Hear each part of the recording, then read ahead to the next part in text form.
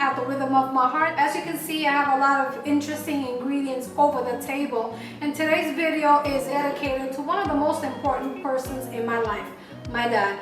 My dad has been asking me for this step by step for several months, and I finally grew the courage to put something together for you. I hope you enjoy this video. I have prepared for you the step by step on how to make homemade pineapple wine. But before we do that, I want to talk to you a little bit about the history of homemade wine. The art of home brewing is an old practice, and it was considered illegal until the 1970s. This all changed thanks to Cranston, a California senator, who carried and brought into legislation the legalization of home brewing.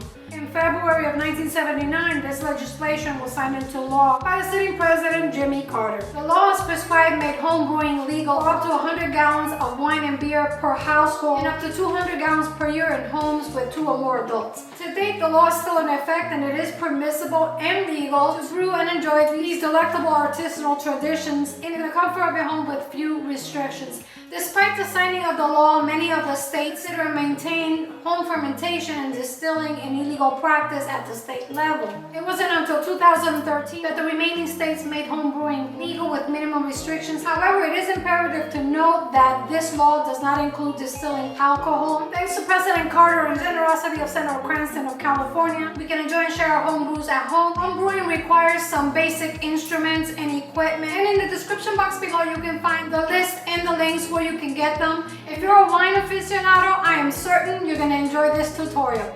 Let's get started. Every week I have different fermentation projects that I'm working with, and over the table we have a variety of wines at different stages. This one we made using fresh papaya. I only use the pulp and reserve the papaya peel to make a fantastic papaya vinegar. And this one right here is actually on its second stage of fermentation. Contrary to the papaya, cranberries are very tart. And for this wine I used more sugar, adding it gradually until I was able to achieve a healthy fermentation. And in the back we have the pineapple wines that we'll be working with today. Winemaking is a process. Once you begin experimenting making homemade wine using a basic formula, later on you can experiment with different flavors and combination of ingredients. Although winemaking requires several steps, I am trying to keep this video as short as possible, and out of respect for your time and the support that you've given the channel, I will do my best to compact all the details and information into one video and keep it as short as possible. If you would like more video recipes like this one, leave a comment below the video. Give us a thumbs up for the YouTube algorithm to recognize the channel and recommend the videos to more people. And please don't forget that your thumbs up and comments are very important for the growth of the channel so that we can reach more people. That said, let's get started with this fun project and let's make some delicious homemade pineapple wine. They're delicious, very versatile. You can enjoy them with family and friends and use them in the kitchen. And here's our pineapple finely diced. I like to cut my pineapple into small dice. For the wine, I'm going to be using 1 part diced pineapple and the other part crushed. I find that I get better results when I use the pineapple in 2 forms. But that really is entirely up to you. I'm going to set this aside and gather the rest of the ingredients. For this first step, we're going to need the gallon or the jug that you'll be using to make the wine, or a smaller vessel. I'm going to be using this 1/2 gallon jar, and later on you'll see why. We're going to need some sugar, and the kind of sugar that I like to use for my fermentation is organic cane sugar. I prefer not to use white sugar for my fermentation projects, but that is entirely up to you. We're also going to need some pineapple juice. You'll need a blender. In this case, I'm going to be using my handheld blender. Need a piece of cloth. You could use paper towel or a kitchen towel, cheesecloth. We're going to be using the cloth to keep the dust and bugs away. So whatever you have available is fine. And we're also going to need some rubber bands to secure the cloth on the jar. The glass jar that I'm using is a 1/2 gallon jar, and it's been washed and properly sterilized. And we start by adding half of our pineapple into the jug. It's important to use ripe fruit. The riper the fruit, the better. And we want to add the sugar, the pineapple juice,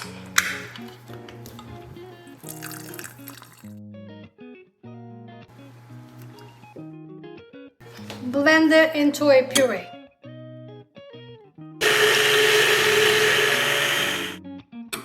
And we add the remaining pineapple. You can use all crushed pineapple or all diced pineapple. It really is up to you. I prefer to use a combination of both.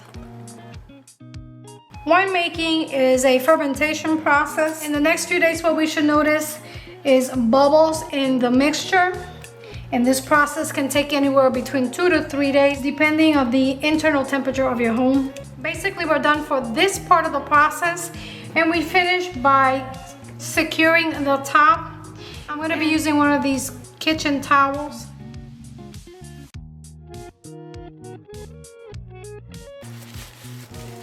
Okay.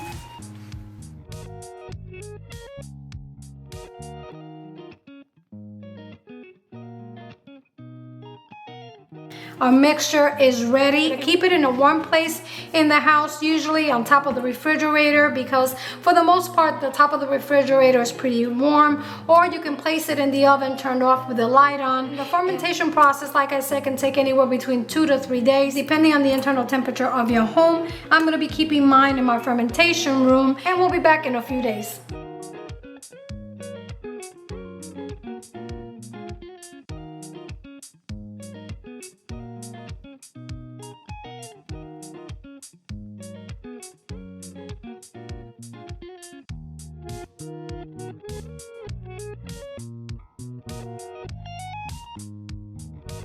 After 48 hours, the pineapple puree is fermented with a slight acidic and alcohol aroma, and we're ready for the next step. We know the pineapple's fermented because of the bubbles that form. If you take a close look, you can see it's bubbling and it's definitely fermented. And also, you see quite a bit of the pineapple juice at the bottom. You can see all those bubbles, and that's definitely an indication that the pineapple has fermented. You want to monitor it and keep an eye on it, because you definitely don't want your pineapple puree to become moldy. To make the wine, I'm going to use this glass jug, and we're going to add the water.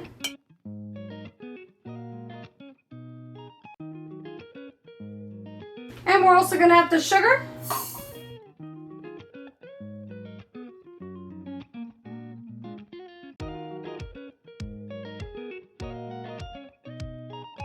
Since we're using organic cane sugar, notice the water turns brown. That's because our sugar is not processed. It still has all those great minerals. Set it aside, and in the meantime, slice the dates and the lemon.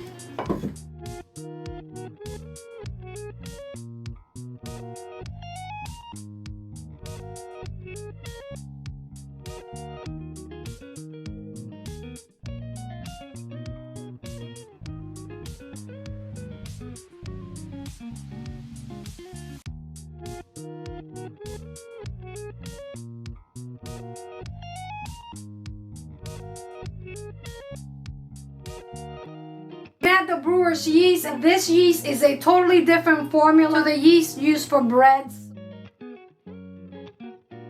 I like dissolving the yeast with the mixture before adding it to the jug, because it makes it a lot easier.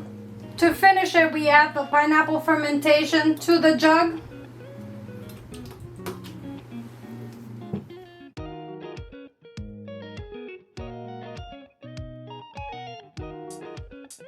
It's very important that when you dice the pineapple, you dice it as small as possible, or you can just crush it, but I do like to have a blend of both. I'm gonna keep adding the pineapple puree. I'm gonna finish it off camera because I don't want to bore you with this process, and I'll be back in just a little bit.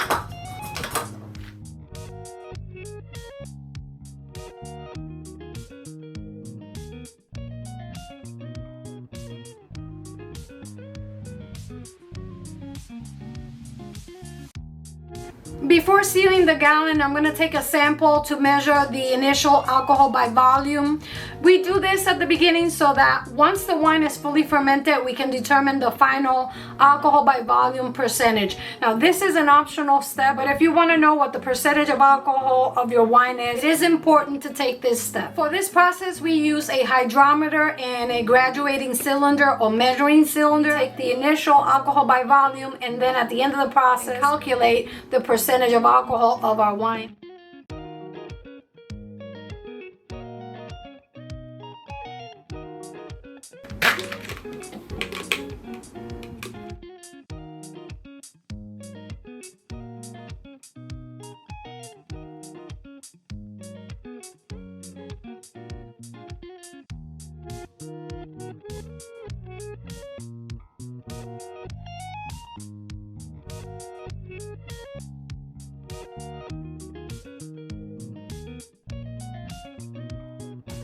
it's well mixed, cover it using an airlock with a rubber stopper like this one.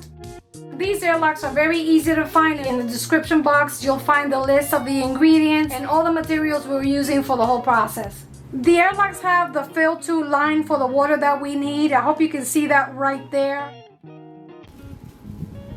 The water, of course, should be distilled water. And our wine is ready for the next fermentation. Put the gallon in the warmest area in your house and leave it to ferment between 3 to 4 weeks, or when the airlock stops bubbling, ideally in an area where the temperatures range between 75 and 79 degrees. In the coming weeks, I will share some of the images of the wine fermentation, and we'll be back just in time for the next step. The rubber band prevents the stopper from popping out due to the pressure from the gases, and believe me, it happens usually in the middle of the night and you wake up to a wine mess that will likely reach the ceiling, and trust me, it is not fun nor pretty.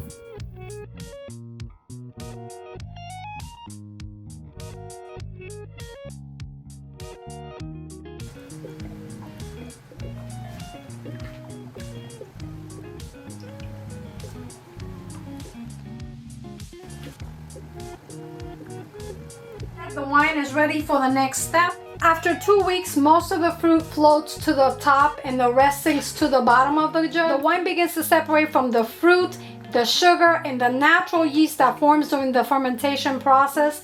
At this point, the mixture smells like wine. However, it is not ready. We definitely have to allow it to go through the full fermentation process.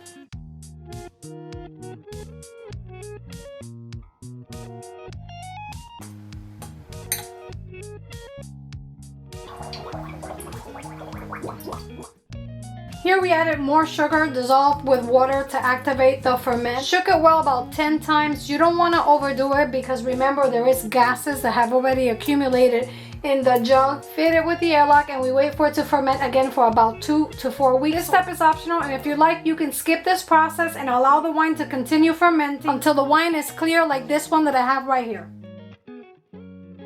After trying different winemaking techniques for artisanal wines, I find that when we add more sugar, halfway through the process we get a better quality wine with a higher alcohol volume. As you can see, the wine is clear. Most of the fruit sunk to the bottom of the jug, with the exception of the lemon that is floating in the middle of the wine. And pretty much this wine is ready for the next step. I forgot to mention that you can also use these temperature stickers that you can attach to the jugs to monitor the temperature of your wine. The temperature has been ranging between 75 and 79 degrees. After 8 weeks, this wine is ready. To move on to the next step, which entails racking the wine. After about 2 weeks, the third fermentation has stopped. We have no bubbles in the airlock. That means that the wine is in its final fermentation stage. The fruit has already separated from the wine and it's floated to the top. Depending on whether you use whole fruit or puree, it will either float to the top or sink to the bottom. I keep my rubber bands on throughout the whole process. The reason for that is because fermentations can be very unpredictable. The environment and the internal temperature are always two factors that vary. Since we can't control that, we want to make sure that we keep the rubber stoppers secure. These rubber stoppers that I use are pretty good, but I really just don't want to take a chance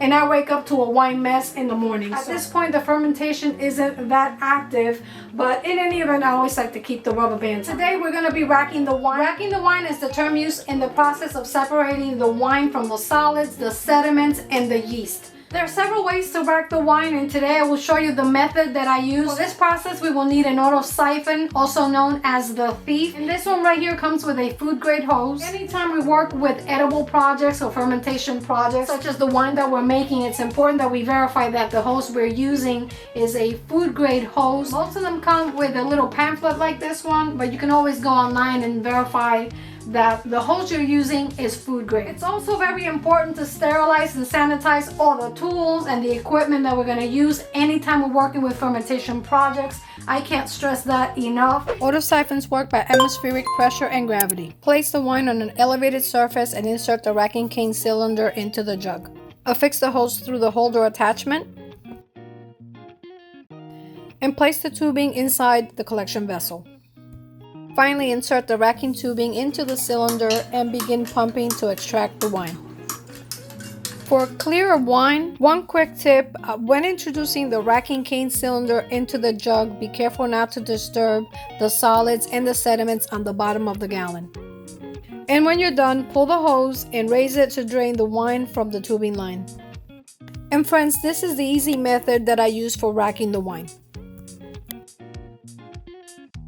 Okay guys, we're done racking the wine. As you can see, look at that beautiful color. The wine is nice and clear. We've successfully separated the wine from the solids or the pulp of the pineapple. When I introduced the siphon, I made sure that it didn't come in contact with the pulp or the pineapple solids. That's very important because if you shake it too much, what happens is it mixes again, and then all that separation and that beautiful clear wine that we were able to get, it's gonna mix with the pulp, and then you have to let it settle for a little bit longer. But other than that, it's fine. I still have a little bit of wine here, and what I'm going to do is I'm going to strain the pulp, put it through a fine sieve lined with some cheesecloth, and then allow it to settle, and then once again rack the wine from the top. That usually takes a little bit of time, and we have to let it sit for a couple of hours to be able to separate it. We're not going to be throwing any of this out, and then of course we're going to be separating the yeast from the wine and saving it for later use. Let's bottle this baby up.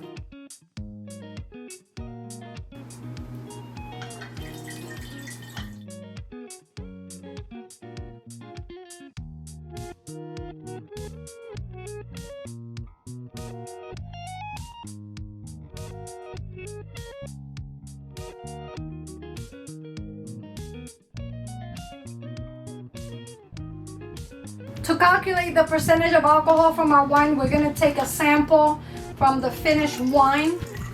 And at the beginning of the process, I took the initial gravity measure. That initial gravity, along with today's measurement, is going to determine alcohol by volume of our wine. Placing the hydrometer in the mixture, spin it a little so that you can get a better read. We're going to take this measure along with the initial gravity that we took at the beginning of the process to determine the percentage of alcohol. In the description box below, I'm going to share a formula that I use to calculate the percentage of alcohol on the wine. The final gravity measurement can be taken right after the racking of the wine, or you can take the measurement after the wine's been resting for about 2 weeks.